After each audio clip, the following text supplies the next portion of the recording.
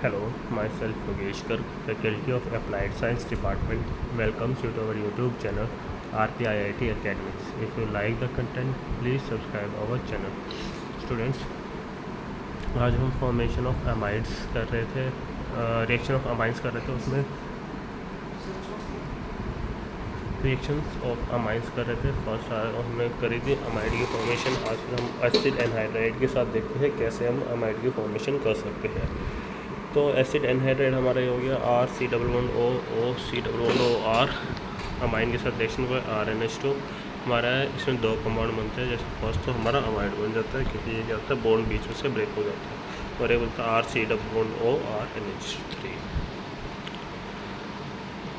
Then आते हैं reactions of amines के हमारा फ्रॉम एस्टर के से हमें अमाइड को कैसे बनाना है।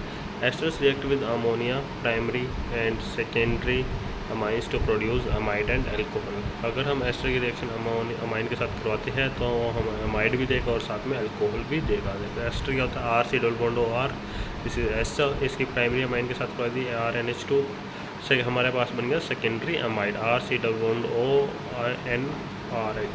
और अल्कोहल आ गई ROH। ऐसे अगर हम एस्टर की सेकेंडरी अमाइन के साथ रिएक्शन कराएंगे तो टर्शियरी अमाइड बन जाएगा। एग्जाम्पल दे रखा है, इसको हम लो टेम्परेचर पे करवा सकते हैं रिएक्शन। सेकेंड टाइप कहते हैं हमारी amine alkylation, formation of quaternary salt. अब हमें क्वाटनरी सॉल्ट की फॉर्मेशन करनी है। Reaction of amines and acid will give amine salt CH3CH2NH2 HCl to give CH3CH2NH3 plus HCl। जो यहाँ पे NH3 आता है इसके ऊपर पॉजिटिव चार्ज होता है, ये क्वाटनरी सॉल्ट बनता है। जैसे हमने क्या लिया, एक एंडिलिन लिया, उसकी रिएक्शन HCl के साथ करवाई तो हमारे पास क्वाटनरी सॉल्ट बन गया इसका और क्लोरीन बाहर निकल गया। सिंपल भी ले सकते हैं हम, N प्रोपाइल अमाइन ले लिया HCl के साथ, N प्रोपाइल अमोनियम क्लोराइड बन गया हमारे पास।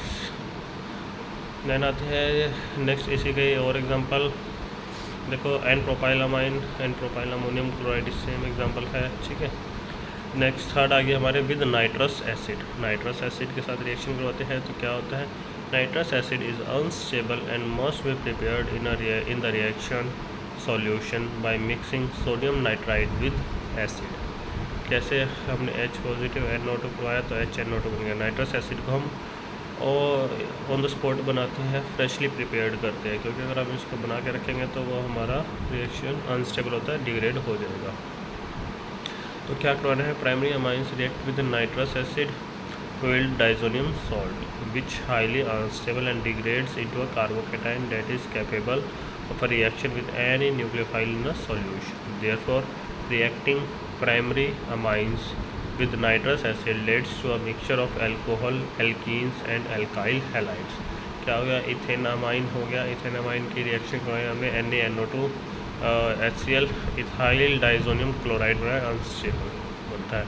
अब ये हम लो टेम्परेचर पे बनाते हैं, 0 to 5 डिग्री सेल्सियस टेम्परेचर पे है, क्योंकि उसी टेम्परेचर पे ये थोड़ा सा स्टेबल होता है। अब डाइजोनियम सॉल्ट बन गया, इसकी किसी भी इलेक्ट्रोफाइल के साथ रिएक्ट कर सकता है और हमारे रिएक्शन को प्रोसीड करवा सकते हैं। वाटर के साथ करवा देंगे, अल्कोहल बन जाएगा। क्लोराइड आयन के साथ करेंगे, इथेन बन जाएगा। ऐसे जो भी होगा आप उसके साथ इसको रिएक्शन करवा सकते हैं विद नाइट्रस एसिड। ऐसे ही हम क्या कर सकते हैं, अगर हम एनिलीन ले लेंगे तो वो भी हमारा अभी क्या बनाएगा, डाइजोनियम सॉल्ट बन जाएगा। Primary aromatic amines with stable diazonium salt at 0 degree में बनाया, ठीक है। बेंजीन डाइजोनियम क्लोराइड बन गया।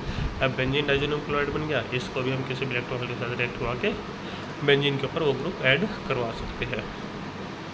सेकेंडरी है अगर हमारा एल्फेटिक and aromatic amines with nitrous amine with nitrous acid. अगर हम सेकेंडरी लेते हैं तो क्या बनता है, देख लो, डाई मिथाइल अमाइन